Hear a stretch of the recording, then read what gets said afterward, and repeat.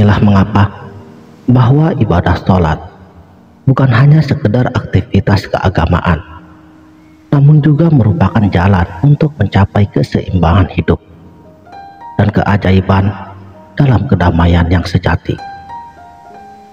Tuhanku, orang tuaku, dan sesamaku, ketiganya harus dijaga dengan baik untuk mencapai pertumbuhan spiritual dan hidup lebih bermakna. Mari kita pelajari bersama bagaimana agar sholat kita dapat membantu kita untuk mencapai ketenangan dan kebahagiaan abadi dalam hidup ini.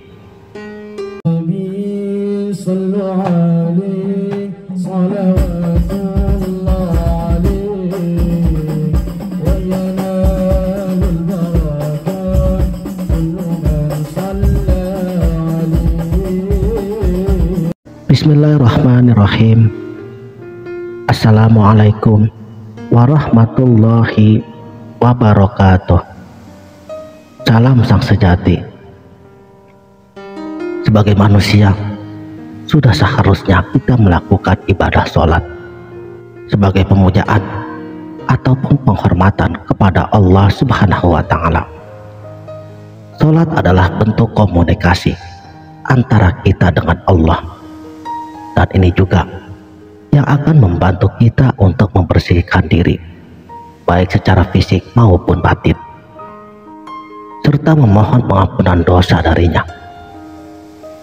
Namun, sholat bukan hanya sekedar aktivitas temporer yang dilakukan pada saat-saat tertentu saja.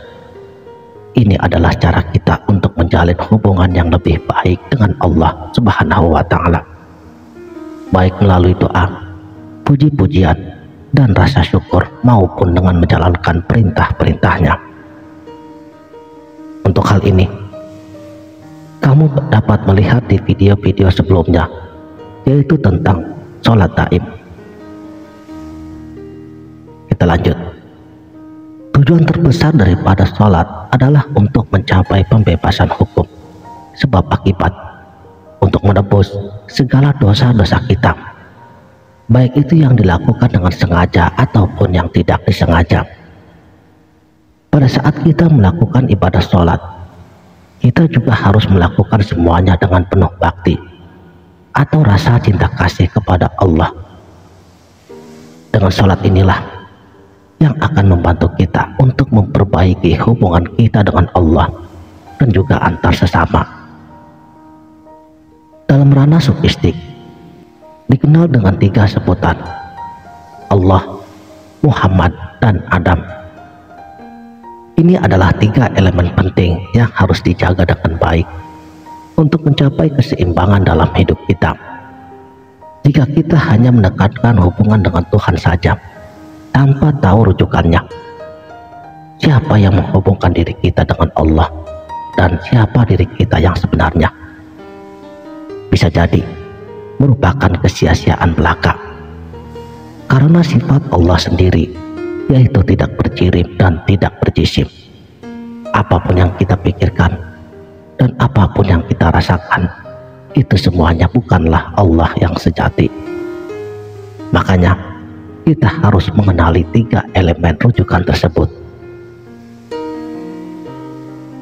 agar dapat memastikan bahwa sholat yang kita kerjakan itu benar-benar terfokus dan terhubung dengan Allah semesta alam, yang implikasi utamanya adalah untuk membantu kita memperbaiki hubungan kita dengan Allah, dengan sesama, dan dengan lingkungan di sekitar kita.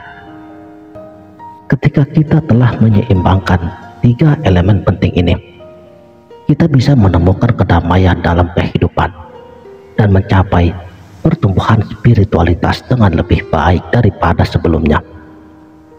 Seperti bila kita mau menghadap kepada presiden, maka kita harus terlebih dahulu meminta izin kepada utusannya atau ajudannya, karena kita sadar kita adalah manusia biasa dan bukan siapa-siapa.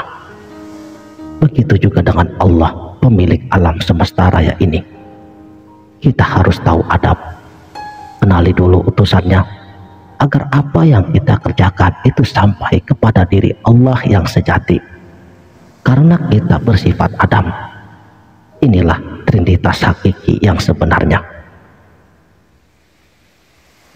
Saudaraku yang sejati, terdapat beberapa perilaku buruk yang akan membuat ibadah sholat kita akan sia-sia di mata Tuhan. Pertama, tidak berbakti kepada orang tua. Orang tua adalah guru zahir kita yang telah melahirkan kita, merawat dan membesarkan kita, sehingga kita bisa menjadi manusia yang sadar bahwa di dalam diri kita mengalir darah orang tua kita. Oleh karenanya, kita harus selalu berbakti kepada kedua orang tua dan juga berbakti kepada Allah yang Maha Esa. Kedua, tidak rukun dengan saudara ataupun tidak harmonis dengan sesama makhluk Allah. Kebajikan tertinggi setelah berbakti kepada Allah adalah menjunjung tinggi nilai persaudaraan dan juga persahabatan. Yang ketiga, mencuri, merampok, atau melakukan kejahatan lainnya. Perilaku semacam ini sangatlah buruk dan tidak akan pernah diterima di mata Tuhan. Sebaliknya, kita harus selalu berusaha untuk melakukan kebaikan dan berbuat baik pada sesama. Perilaku buruk lainnya yang harus kita hindari termasuk mencari uang dengan cara yang salah dan tidak pernah memberi sedekah. Jangan pernah mengambil atau memiliki sesuatu yang bukan milik kita.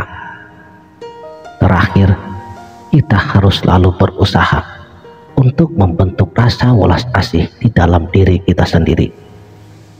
Ibadah sholat tanpa rasa cinta dan kasih sayang tidak akan memiliki arti apa-apa.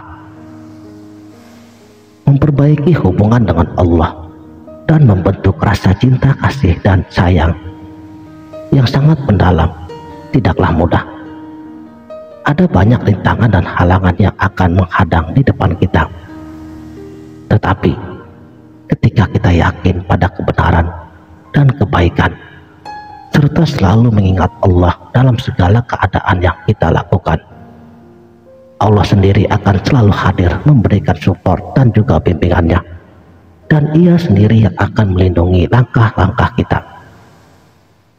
Jadi, marilah kita semua berusaha untuk melakukan ibadah sholat dengan sebaik-baiknya, dengan memfokuskan hati kita hanya kepada Allah semata, dan membentuk rasa kasih sayang kepada sesama makhluk Allah di lingkungan sekitar kita.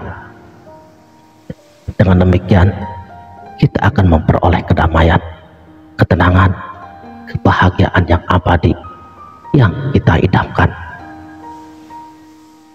Sekianlah, terima kasih telah menonton. Sampai jumpa di video berikutnya. Wabillahi taufik wal hidayah. Wassalamualaikum warahmatullahi wabarakatuh.